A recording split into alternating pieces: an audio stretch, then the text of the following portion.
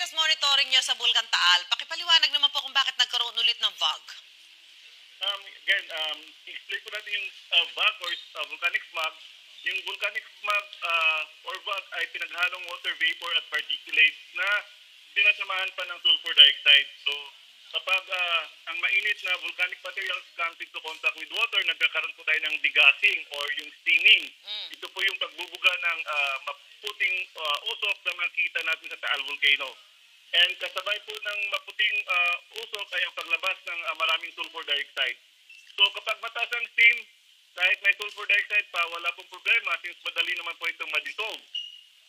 But there are times that the sulfur dioxide and water vapor will stay on the lower level kapag meron pong tinatawag natin na thermal inversion.